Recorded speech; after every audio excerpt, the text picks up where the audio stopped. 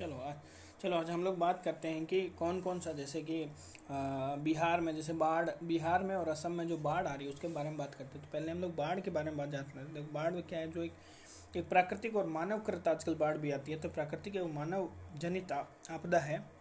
सामान्यतः ये प्राकृतिक जनित होती है, ठीक है, जिसमें अत्यधिक वर्षा होने पर क्या होता है ना, कि जैसे भाई बाढ़ क्यों आती है, जैसे ज़्यादा वर्षा हो गई तो उसके कारण क्या होता है कि जो नदी नाले जो है, नदी नालों जो है या उसका अपवाह तंत्र जो है उसमें जल का अधिक्य हो जाता है, जो सामान्य स्थिति को छोड़कर, जो अपनी नॉर्मल वाहिका उसको छोड़कर आसपास के क्षेत्रों में जल का प्रवाह या अपने जो है मेन जो प्रवाह को या अपवाह नालिका को छोड़कर किसी और रुख मोड़ लेती है ना, या जल अधिक्य के कारण जो सामान्य स्थिति को छोड़कर प्राकृतिक किनारों या मानव निर्मित किनारों के ऊपर पानी बहने लगता है, मतलब नॉर्मल पानी ऊपर बहने लगेगा, ठीक है। वो कोई भी कारण हो सकते हैं, जिसके कारण क्या होता है कि निचले क्षेत्र पानी में घिर जाते हैं और जल का स्तर बढ़ जाता है।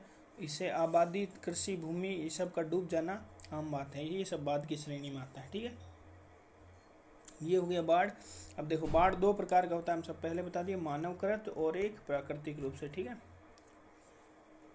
ठीक है, देखो भारत में ऐसा माना जाता है कि लगभग, मतलब जो है कि सर्वाधिक बाढ़ जहाँ आता है ना उसमें भारत को भी गिना जाता है, ठीक है, उन सब में। और भारत में लगभग सभी नदी बेसिनों में बाढ़ आता है, ठीक है, लगभग सभी, ध्यान रखना, लगभग बात कर रहे हैं, लगभग सभी बोल रहे हैं, लगभग सभी, ना कि सभी, ठीक है। सभी हो जाएगा तो गलत हो जाएगा, ठीक है। और भारत में लगभग जो 12% भौगोलिक क्षेत्र है, भारत के पास 12.5 बोल लेते हैं, 12.5%, कितना प्रतिशत, 12.5% भारत का जितना भौगोलिक क्षेत्र है, भारत का जितना 100% जितना भौगोलिक क्षेत्र है उसमें से 12.5% जो है ना बाढ़ प्रवण है। मतलब बाढ़ प्रवण का मतलब हो गया कि वो फ्लड प्रोन एरिया है, फ्लड प्रोन मतलब वहाँ पे फ्लड ज़्यादा आता है, ठीक है, ठीक है। हाँ, ये हो गया। अब इसमें कौन कौन से राज्य, जैसे भारत में किन किन राज्यों में सामान्यतः जो है ना बाढ़ आता है, जैसे कि एक डायग्राम एक दिया हुआ है, ठीक है, जैसे कि ये डायग्राम है। अब इसमें तुम देख सकते हो, ठीक है, जैसे पंजाब हो गया ना, हरियाणा हो गया, राजस्थान में भी आता है, गुजरात में भी आता है, फिर इधर उत्तर प्रदेश हो गया, फिर तुम्हारा इस बार तुम्हारा उत्तराखंड में भी आया था ना, उत्तराखंड में भी आता है, ठीक है। तो उत्तर प्रदेश, बिहार, झारखंड में नहीं, वेस्ट बंगाल, उड़ीसा, आंध्र प्रदेश, तमिलनाडु, केरल, कर्नाटका, और उसमें महाराष्ट्र में कम देगा, महाराष्ट्र में आता है जो बाढ़ आता है वो तुम्हारा मुंबई में ज़्यादातर आता है, ठीक है। फिर इधर पश्चिम बंगाल हो गया, इधर तुम्हारा अरुणाचल प्रदेश बहुत, सॉरी असम, और फिर बहुत कम जो आता है वो अरुणाचल प्रदेश में थोड़ा बहुत आता है। तो ये जो है एक मैप है, एक तरह से देखोगे तो, जिन पे जहाँ पे नॉर्मली बाढ़ आता है, ठीक है, ठीक है। ऐसे 12 राज्यों को शायद इंक्लूड किया गया, 12 या पता नहीं कितने राज्यों को इंक्लूड किया गया, जैसे जिसमें हम बता दिए ना, ये सब राज्य जो है मैंने बता दिए, यही मेनली है, ठीक है। अब इसमें गंगा बेसिन आता है, फिर ब्रह्मपुत्र बेसिन आता है ना, और फिर मध्य भारत या प्रायद्वीपीय भारत की नदियों का बेसिन जो है वो सब उस सब में भी आता है, ठीक है। जैसे महानदी हो गया है ना, महानदी बेसिन में आएगा, महानदी ले लो, महानंदा ले लो, है ना, फिर ब्राह्मणी, वैतरणी, इन सब में, गोदावरी, कृष्णा, कावेरी, इन सब में जो है बाढ़ आता है। कावेरी का नॉर्मली नाम कम लेते हैं, ठीक है, कावेरी तो नहीं लेना चाहिए, ठीक है। कृष्णा, गोदावरी, महानंदा ले लो, कावेरी को छोड़ दो एक बार, ठीक है, कावेरी का मतलब नाम कावेरी नहीं होता, ठीक है।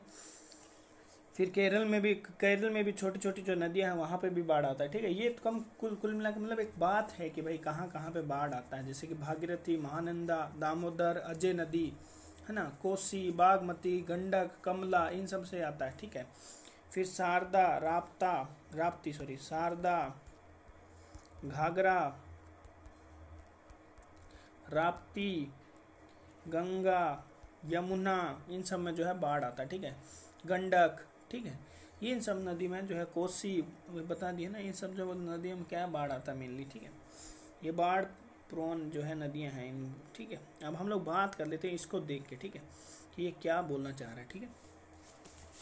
तो ये बोलना चाह रहा है कि राष्ट्रीय बाढ़ आयोग जो है वर्ष 1980 में इस आंकलन किया गया था ना, और इसने किसने, राष्ट्रीय बाढ़ आयोग, ये याद रखना, राष्ट्रीय बाढ़ आयोग, रब्बा, इसने 1980 में ये आकलन किया था कि देश में जितना भी कुल बाढ़ प्रवण क्षेत्र है वो कितना है, 40 मिलियन हेक्टेयर। इसने पहले ऐसे किया था पर ये गलत, ध्यान रखना, ये आंकड़ा नहीं याद किया। 49 अभी टोटल मिलियन हेक्टेयर हो गया है, बाद में इसने संशोधित करके इसको 49 मिलियन हेक्टेयर कर दिया। मतलब 49 मिलियन मतलब 50 ऑलमोस्ट लगभग तुम ऐसे बोल सकते हो लगभग 50 मिलियन हेक्टेयर जो है वो हमारे जो भौगोलिक क्षेत्र है वो 50 मिलियन हेक्टेयर जो है बाढ़ से ग्रसित है, ठीक है।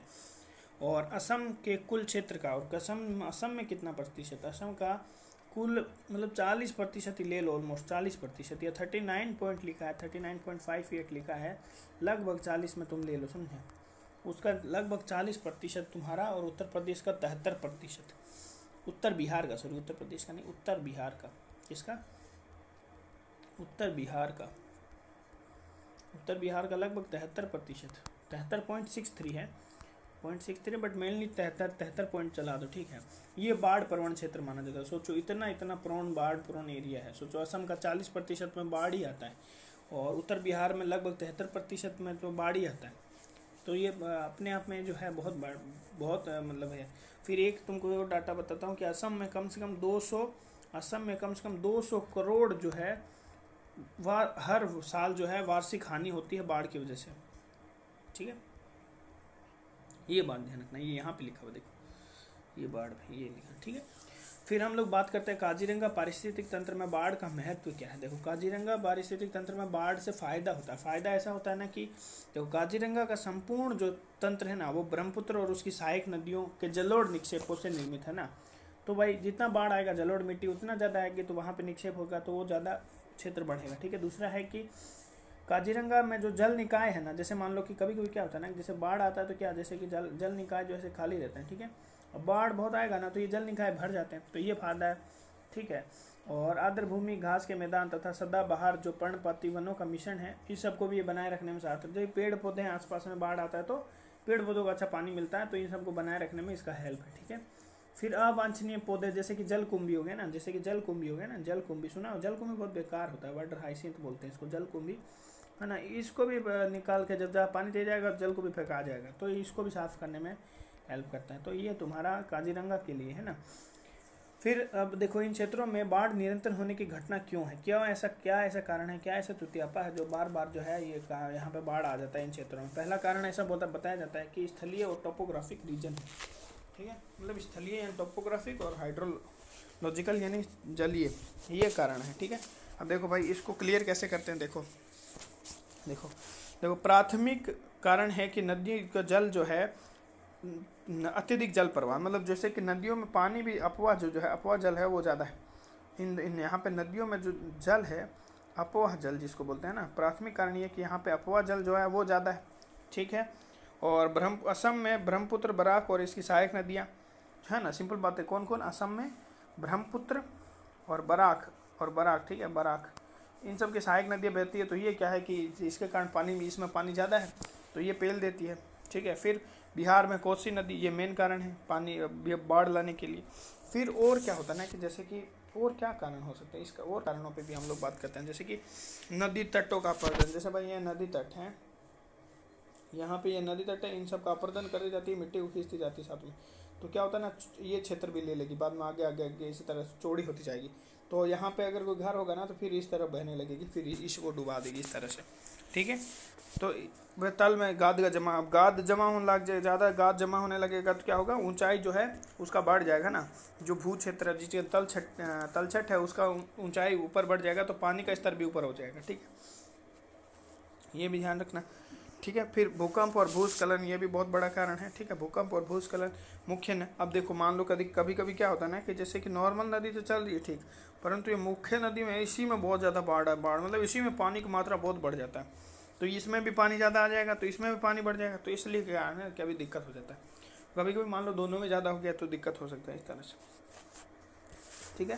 फिर मौसम संबंधी कारक, जैसे कि भारत में 80% जो है मानसून वर्षा जो होती है मानसून माह में होती है ना, जून से सितंबर के मध्य, तो इस लघु अवधि में जो है बहुत ज़्यादा बादल फटना, ये सब घटनाएं, तीव्र वर्षाएं, हिमनद झील जो है उसका आउटबर्स्ट होना है ना, ये सब ज़्यादा प्रकोप दिखने में मिलता है। इसलिए प्राय हिमालयी नदियों में बाढ़ का कारण यही बनती है, ठीक है, मानसून जो है।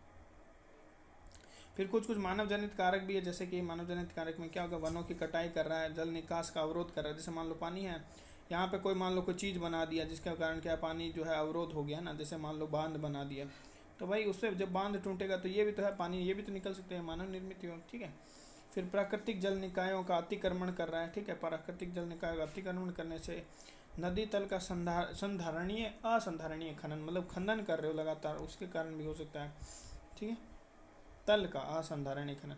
निम्न स्तरीय नियोजित विकास कार्य या चरमोत्कर्षी चरम मौसमी घटना है। चरम मौसमी मतलब जो सहन योग्य नहीं है, थोड़ी सी अलग टाइप में हो, और लगातार जलवायु परिवर्तन के कारण भी ऐसा हो सकता है, ठीक है।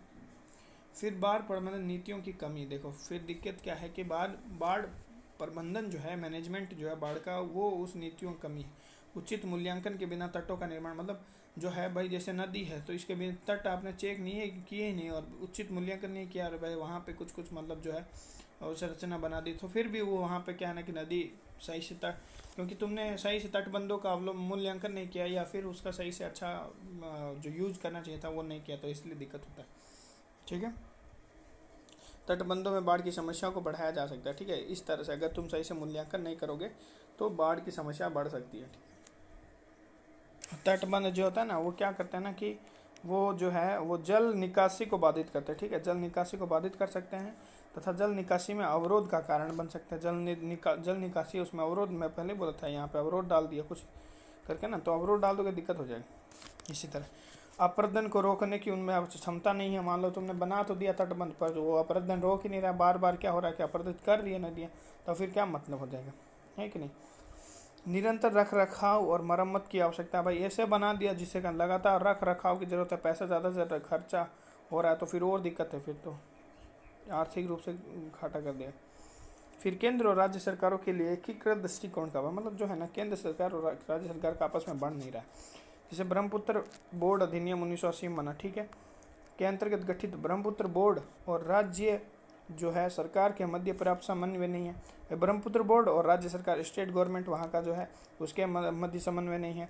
इस तरह है असम आपदा प्रबंधन प्राधिकरण बना, ठीक है। असम आपदा प्रबंधन प्राधिकरण बना, उसका राष्ट्रीय आपदा प्रबंधन प्राधिकरण के मध्य समन्वय नहीं है, तो आपस में मेल मिलाप नहीं है, समन्वय नहीं है, तो आंकड़ों का जो है क्या नाम है स्थानांतरण नहीं होगा, है ना। तो इससे क्या होगा ना, जो क्या बोलते हैं कि आंकड़ों का मतलब नॉर्मली जो है ट्रांसफ़र नहीं होगा, तो क्या होगा भाई, तुम जानकारियों की सूचनाओं की कमी होने के कारण क्या होता है कि कभी कभी बाढ़ आ जाती है ना, वो जल स्तर का मान लो पता नहीं चलता है इस तरह से, तो समन्वय बिठाना होगा, है कि नहीं। फिर बहुउद्देशीय बांधों का अवास्तविक क्षमता, जैसे मान लो बहुत से बांध तो हैं पर उनका वास्तविक क्षमता तुमको पता नहीं है, अवास्तविक क्षमता। जैसे असम और बिहार के बांध मुख्य रूप से जल विद्युत लाभों पर केंद्रित हैं, इनमें बांध के जो नियंत्रण के लिए भंडारण क्षमता कम है, ठीक है, नियंत्रण के लिए भंडारण क्षमता कम। नदियों का सीमा पार प्रबंधन, जैसे कि मान लो एक देश से दूसरे देश, मान लो है ना, एक देश से दूसरे देश आ रही है नदी, तो ये जल स्तर ये वाले देश भी नहीं बताता, इधर ये वाला देश भी नहीं होता, तो आंकड़ा का साझाकरण का अभाव है, आंकड़ों का साझाकरण नहीं हो रहा है ना, आंकड़ों के साझाकरण का अभाव है। और नदी प्रवाह प्रबंधन के संबंध में नदी बेसिनों के जो भी है, मतलब कुल मिला के यही बात है। बाढ़ प्रबंधन के सरकार के प्रयास क्या, देखो बाढ़ प्रबंधन के लिए सरकार ने क्या किया है, एक राष्ट्रीय बाढ़ आयोग खोला है, RBA है ना, रब्बा गर्लफ्रेंड ये देखना, ठीक है, GF यानी 5 और 6 सॉरी 7 और 6 76 में खोला, ठीक है। हाँ, इसने बस ये कुछ नहीं है, बस बाढ़ से संबंधित बाढ़ नियंत्रण के लिए उपाय बताए, ठीक है, इसने उपाय सुझाव किए। और राष्ट्रीय जल नीति 2012 एकीकृत बाढ़ प्रबंधन के लिए विशाल भंडार जलाशयों के निर्माण एवं अन्य गैर संरचनात्मक उपायों पर इसने बताया कि भाई एकीकृत बाढ़ प्रबंधन करो, ठीक है, एकीकृत, ठीक है। इसके लिए विशाल भंडार जलाशयों का निर्माण करो, बड़े लेके आओ, ठीक है।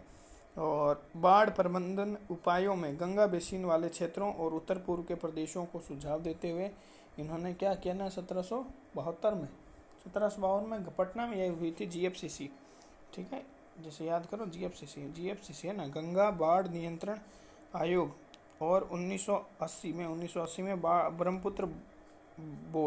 ब्रह्मपुत्र बोर्ड को स्थापना की गई है। फिर केंद्रीय जल आयोग द्वारा भी 1945 से स्थापित किया गया था। यह देश में प्रमुख नदियों और उनकी सहायक नदियों के बाढ़ के पूर्वानुमान से संबंधित गतिविधियाँ, ये पूर्वानुमान से संबंधित गतिविधियों के बारे में बताएगा। इसे 175 स्टेशनों की भी स्थापना की गई है, ठीक है।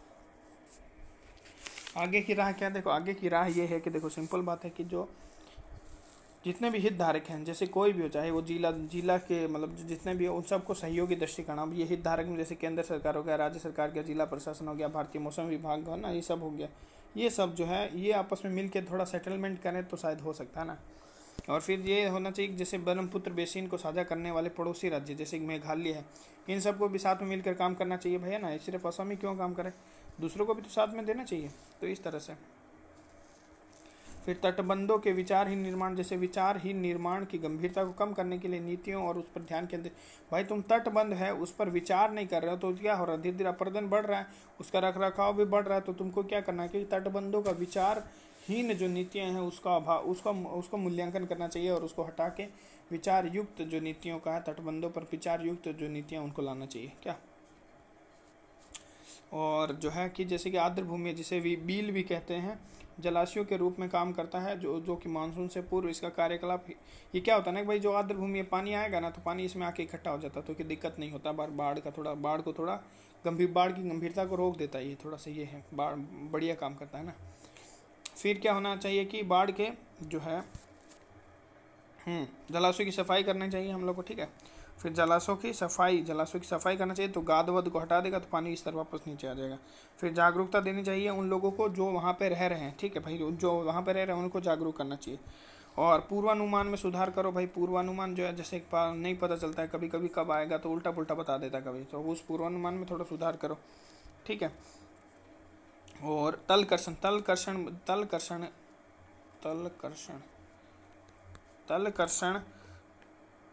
के माध्यम से गाद प्रबंधन, तलकर्षण के माध्यम से गाद प्रबंधन। इसमें क्या होता है ना कि सूक्ष्म तलकर्षित पदार्थों का उपयोग पोषक तत्वों के अभाव वाली मृदा की उत्पादकता बढ़ाने के लिए कार्बनिक पदार्थ एवं पोषक तत्वों की आपूर्ति हेतु किया जाता है, ठीक है। मतलब इसमें कुछ नहीं है, बस तुमको क्या है ना कि पोषक तत्वों का अभाव वाली जो मृदा है वहाँ पे जो है ये तलकर्षण वाला डाल दो, तो उससे क्या होगा ना कि उसको ये थोड़ा सा अच्छी हो जाएगी वो मृदा, वहाँ पे कुछ पौधे उगने लगेंगे, ठीक है। ये थोड़ा बढ़िया है ना, ठीक है। हाँ, आगे जो है फ्लड प्लेन जोनिंग